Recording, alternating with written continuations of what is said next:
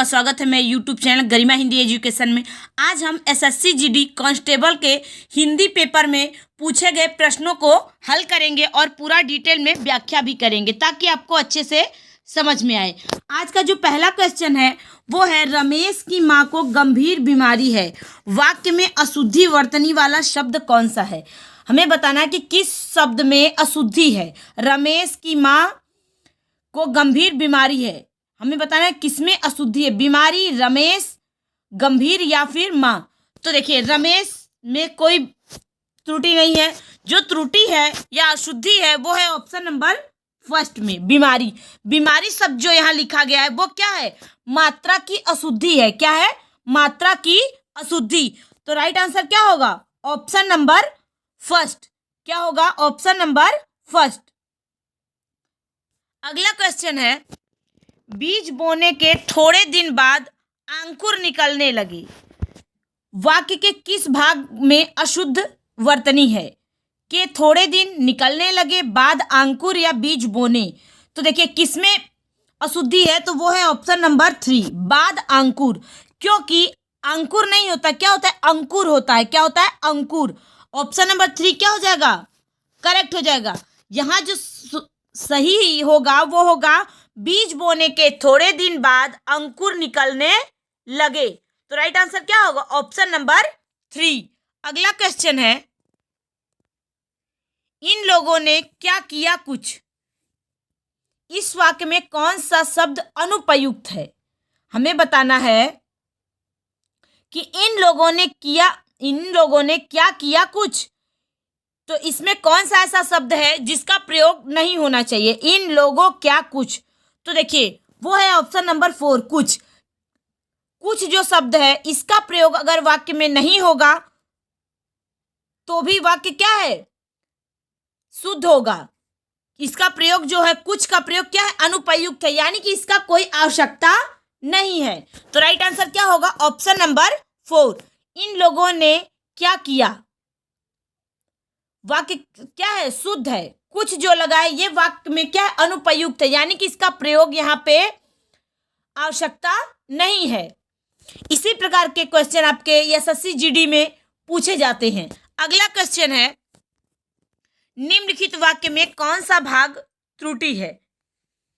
विद्वानों का दल आ रहा है, तो कौन सा त्रुटिपूर्ण है, दल आ रहा है का विद्वानों। तो देखिए जो त्रुटिपूर्ण है वो है ऑप्शन नंबर 4। क्या है, ऑप्शन नंबर 4, विद्वानों। क्या है, विद्वानों। ये जो विद्वानों है, विद्वान कैसे लिखा जाता है, वो रहता है, बी नहीं रहता। क्या रहता है, विद्वानों। तो राइट आंसर क्या होगा, ऑप्शन नंबर 4। विद्वानों का दल नहीं, विद्वानों का दल आ रहा है। तो राइट आंसर क्या होगा, ऑप्शन नंबर 4। अगला क्वेश्चन है, निम्नलिखित में से शुद्ध वाक्य कौन सा है। हम लोग उत्तर लखत हैं, हम लोग उत्तर लिखत हैं, हम लोग उत्तर लिखते हैं, या हम लोग उत्तर लिखते हैं।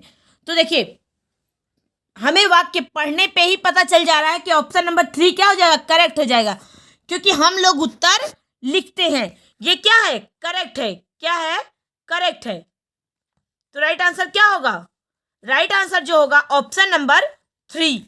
अगला क्वेश्चन है, जीवन में उत्साह बना रहना चाहिए, उत्साह का विलोम क्या होगा, वित्साह, निरुत्साह, हतोत्साह या प्रोत्साह। तो देखिए जीवन में उत्साह बना रहना चाहिए, उत्साह को अंडरलाइन किया गया है और उसी का हमें विलोम बताना है। तो उत्साह का विलोम क्या होता है, निरुत्साह। क्या होता है, निरुत्साह। ऑप्शन नंबर क्या हो जाएगा, 2 इज राइट आंसर। अगला क्वेश्चन है,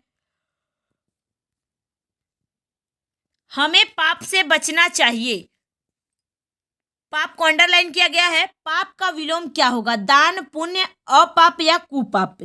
तो देखिए हमें पाप से बचना चाहिए, तो पाप का विलोम क्या होगा, पुण्य। क्या होगा, पुण्य। ऑप्शन नंबर क्या हो जाएगा, 2 हमारा क्या हो जाएगा, करेक्ट हो जाएगा। क्या हो जाएगा, करेक्ट हो जाएगा।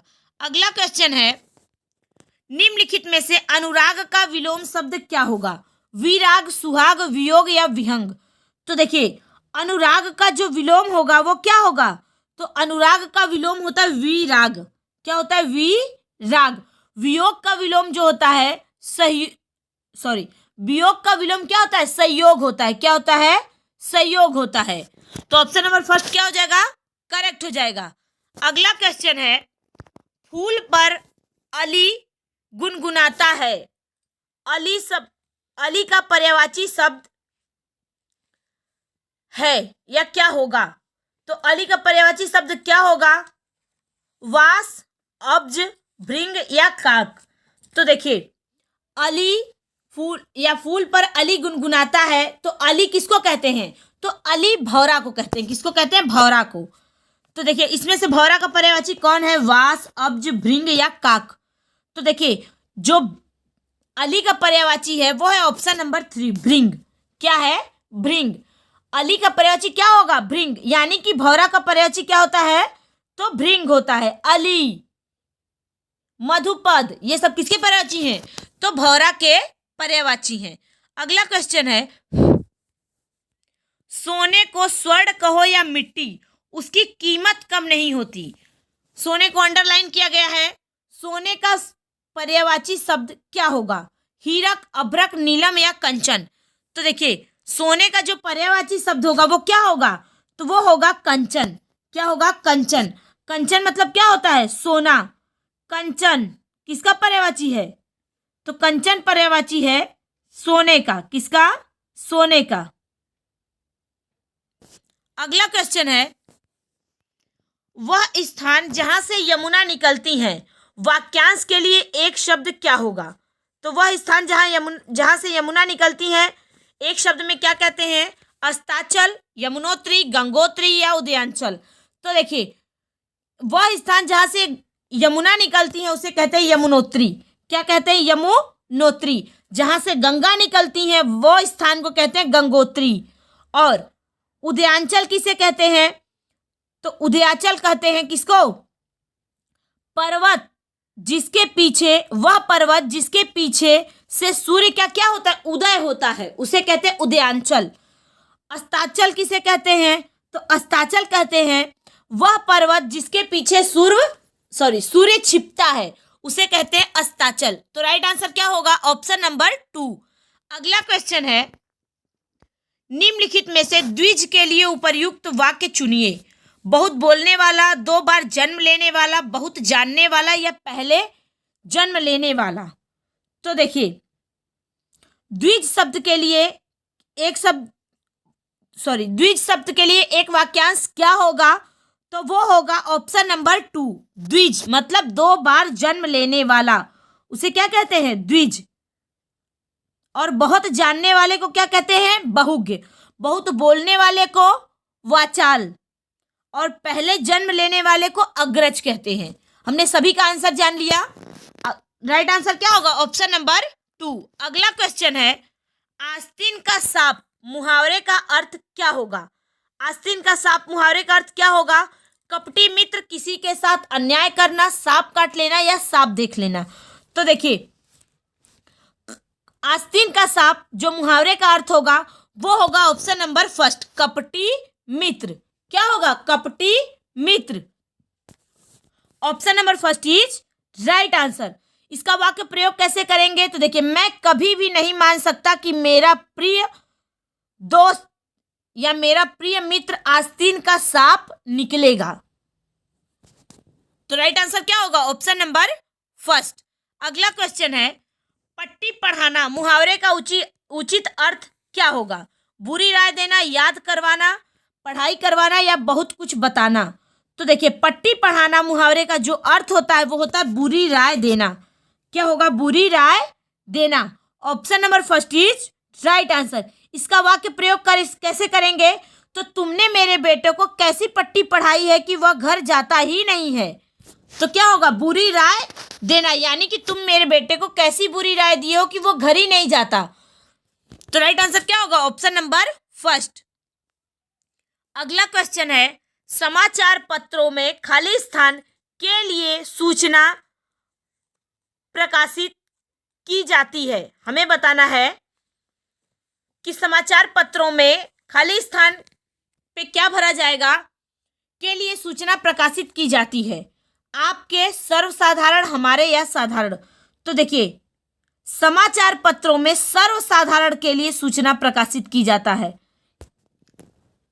जाती है। तो राइट आंसर क्या होगा? Option number 2। सबसे उपयुक्त शब्द कौन सा है? सर्वसाधारण। क्या होगा? सर्वसाधारण, यानी कि सभी के लिए आसान। तो राइट आंसर क्या होगा? Option number 2। अगला क्वेश्चन है, खाली स्थान व्यक्ति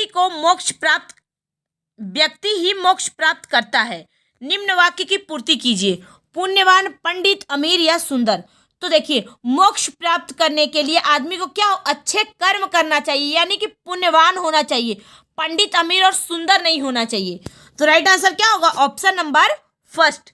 क्या होगा? Option number first. पुण्यवान व्यक्ति ही मोक्ष प्राप्त करता है, यही हमारा राइट आंसर होगा।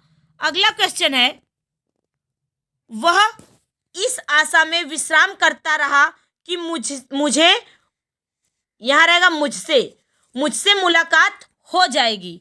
रेखांकित शब्द के स्थान पर उपर्युक्त शब्द का चयन कीजिए। प्रतीक्षा, विश्वास, उपासना या परिश्रम। तो वह इस आशा में विश्राम करता रहा कि मुझसे मुलाकात हो जाएगी। मुलाकात की जगह उपर्युक्त शब्द क्या होगा? तो वो होगा ऑप्शन नंबर फर्स्ट, प्रतीक्षा। मुलाकात की जगह प्रतीक्षा शब्द हम प्रयोग कर सकते हैं। अगला क्वेश्चन है, उसकी आंखों से शोले टपक रहे थे। रेखांकित शब्द के स्थान पर उपर्युक्त शब्द का चयन कीजिए। हमें बताना है कि शोले की जगह हम किस और शब्द का प्रयोग कर सकते हैं। तो उसकी आंखों से शोले टपक पड़े, अगर हम उसकी जगह क्रोध रखें नहीं, आंसू रखें नहीं, पसीना अंगारे, तो क्या होगा? वो होगा ऑप्शन नंबर 2। उसकी आंखों से आंसू टपक पड़े। तो राइट आंसर क्या होगा? Option number 2। क्या हो जाएगा? Option number 2। शोले की जगह हम क्या प्रयोग होगा? आंसू। क्या होगा? आंसू। अगला क्वेश्चन है, निम्न में से कौन सा विकल्प स्थानवाचक क्रिया विशेषण का उदाहरण नहीं है? भीतर, तेज, बाएं या फिर ऊपर। तो देखिए, स्थानवाचक क्रिया विशेषण किसे कहते हैं? तो स्थानवाचक, ये तो शब्द से ही पता चल रहा है कि किसी स्थान की ही बात करेगा। स्थानवाचक क्रिया विशेषण किसे कहते हैं? तो वे अविकारी शब्द जो किसी क्रिया के संपादित होने के स्थान का बोध कराते हैं, उन्हें स्थानवाचक क्रिया विशेषण कहा जाता है। जैसे यहाँ, वहाँ, सामने, ऊपर, नीचे, बाहर, भीतर। तो क्या होगा? तो हमें बताना कौन सा नहीं है। तो वो है ऑप्शन नंबर 2। अब आपके मन में ये आ रहा होगा कि तेज जो है वो कैसा शब्द है? तो ये जो है रीतिवाचक क्रिया विशेषण शब्द है। तेज जो है रीतिवाचक क्रिया विशेषण का क्या है? शब्द है या उदाहरण है। Option number 2 is right answer. अगला क्वेश्चन है, निम्नलिखित में से कौन सा क्रिया से बना एक विशेषण शब्द है? गाना, दौड़ना, भागना, लड़ाकू। तो देखिए, कौन सा क्रिया विशेषण से है? तो क्या हो जाएगा? तो वो हो जाएगा ऑप्शन नंबर 4, लड़ाकू।